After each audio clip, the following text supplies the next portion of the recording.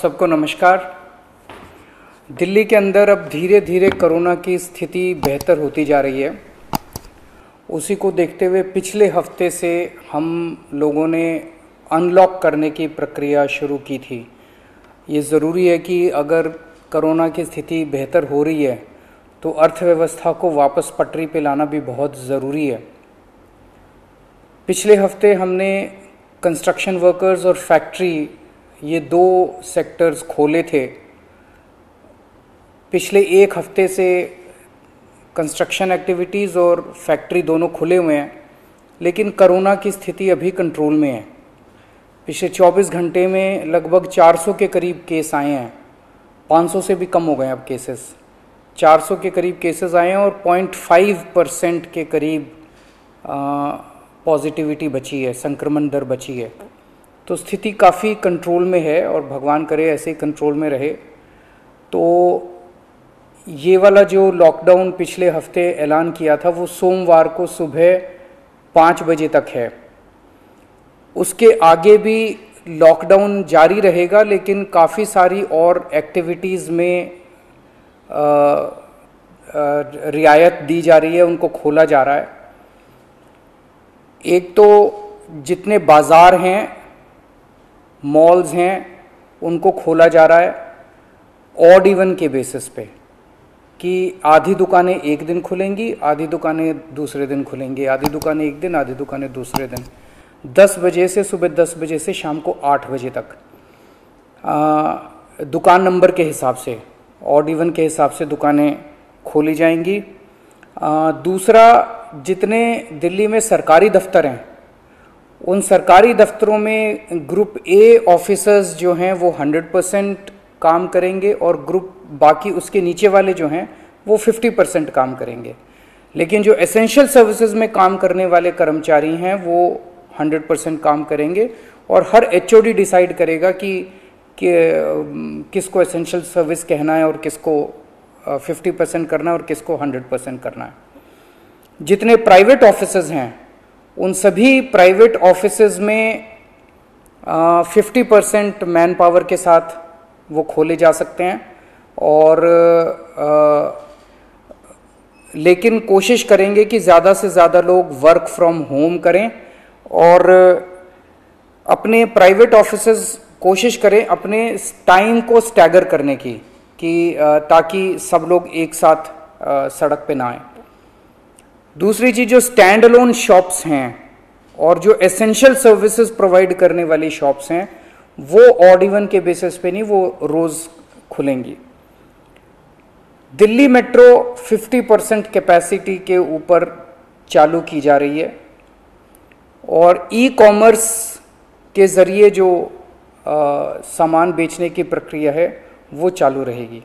तो मोटे मोटे तौर पे ये चीज़ों की रियायत दी जा रही है और मैं उम्मीद करता हूँ इसके बाद देखेंगे कि आने वाले हफ्ते के अंदर भी कोरोना की स्थिति अगर काबू में रही तो और कई सारी एक्टिविटीज़ को फिर उसके अगले हफ्ते खोलेंगे। थर्ड वेव कहा जा रहा है, एक्सपर्ट्स कह रहे हैं कि थर्ड वेव आएगी। कब आएगी, कितनी भयावह होगी, इसके बारे में किसी को कोई जानकारी नहीं है। लेकिन एक जिम्मेदार सरकार होने के नाते हमारी जिम्मेदारी बनती है कि उसकी पूरी तरह से हम तैयारी करें, ताकि अगर थर्ड वेव आती है, अगर बहुत भयानक होती है, तो सरकार उस वक्त जनता के लिए तैयार हो। इसकी तैयारियां पूरे ज़ोर शोर से दिल्ली सरकार के अंदर चल रही हैं और कल लगभग 6 घंटे तक मैंने 2 अलग अलग मीटिंग ली, एक्सपर्ट्स के साथ बात की, जिन ऑफिसर्स ने अभी कोरोना के दौरान काम किया था उनके साथ बात की। हमने 2 कमिटीज़ बनाई हैं, उन दोनों कमिटीज़ के साथ मैंने बहुत डिटेल में चर्चा की। एक चीज़ हम लोगों को ये तय करनी थी, इस बार कोरोना की जो पीक आई थी, मतलब एक दिन में मैक्सिमम कितने केस आए, लगभग 28,000 के करीब केसेस आए थे एक दिन में, 22 या 23 अप्रैल के आसपास। अगली पीक कितनी हो सकती है, तो ये तय किया गया कि अगली पीक 37,000, एक्सपर्ट्स के साथ बात करके, ऑफिसर्स के साथ बात करके, सबके साथ बात करके, कि 37,000 पीक मान के इसकी तैयारी शुरू की जाए। इसका मतलब ये नहीं है कि अगर इससे ज़्यादा की पीक आएगी तो हम तैयार नहीं हैं, हम उसके लिए भी तैयार हैं, लेकिन एक तरह से 37,000 के बेस के ऊपर अगर हम तैयार हो गए तो फिर अगर उससे भी कहीं ज़्यादा पीक आती है तो उसकी भी तैयारी हम लोग, उसकी भी, अगर 37,000 की तैयारी हमारी है तो फिर मान लीजिए और ज़्यादा आती है तो उसकी तैयारी तो होगी उसके लिए हम ज़्यादा तैयार हो पाएंगे। तो 37,000 को एक तरह से बेस माना जा रहा है। 37,000 की पीक की तैयारी के हिसाब से अब सारे कैलकुलेशंस किए जा रहे हैं कि अगर 37,000 की पीक आती है तो कितने बेड्स की ज़रूरत पड़ेगी, कितने आईसीयू की ज़रूरत पड़ेगी, कितने उसमें से बच्चों वाले होने चाहिए, कितनी ऑक्सीजन की ज़रूरत पड़ेगी, ये सारी चीज़ें, अब कितनी दवाइयों की ज़रूरत पड़ेगी, ये सारी चीज़ें अब कैलकुलेट की जा रही हैं। एक पीडियाट्रिक टास्क फोर्स अलग से बनाई गई है। वो पीडियाट्रिक टास्क फोर्स ये तय करेगी कि जितने हमारे ऑक्सीजन बेड्स होंगे उसमें से कितने बच्चों के होने चाहिए, जितने आईसीयू बेड्स होंगे उसमें से कितने बच्चों के होने चाहिए। जो बच्चों के होंगे उसके लिए फिर अलग किस्म का सारा इक्विपमेंट होगा, उसका अलग किस्म के मास्क होंगे, अलग किस्म का ऑक्सीजन का मास्क होगा, उसकी सारी चीज़ें अलग होंगी। वो पीडियाट्रिक टास्क फोर्स बना दी गई है कल, वो अलग से अपनी तैयारी करके अपनी रिकमेंडेशंस देगी। इस बार ऑक्सीजन की बड़ी कमी हुई थी और ऑक्सीजन की कमी की वजह से हम लोगों ने देखा कि कई बार ऐसे हुआ था जब ऑक्सीजन बेड्स नहीं मिले थे, ऑक्सीजन के लिए काफ़ी संघर्ष करना पड़ा था। अल्टीमेटली अपने को सुप्रीम कोर्ट के इंटरवेंशन के बाद केंद्र सरकार के सहयोग से अपने को ऑक्सीजन मिली, लेकिन जब तक ऑक्सीजन नहीं मिली तब तक दिल्ली में त्राही त्राही मच गई थी। अगली वेव अगर आती है तो हम नहीं चाहते कि इस तरह की दिल्ली के अंदर त्राही त्राही मचे, तो ये तय किया गया, इसकी तैयारी शुरू कर दी गई। 420 टन ऑक्सीजन की स्टोरेज कैपेसिटी तैयार की जा रही है।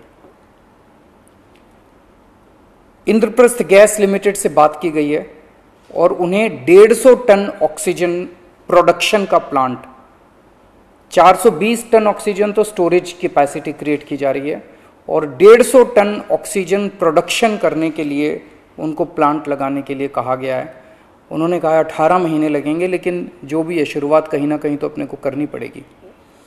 इसके अलावा इस बार सबसे बड़ी दिक्कत आई थी टैंकरों की। ऑक्सीजन के टैंकर नहीं थे दिल्ली में, दिल्ली इंडस्ट्रियल स्टेट नहीं है, इसीलिए अपने पास ऑक्सीजन टैंकर है ही नहीं दिल्ली में।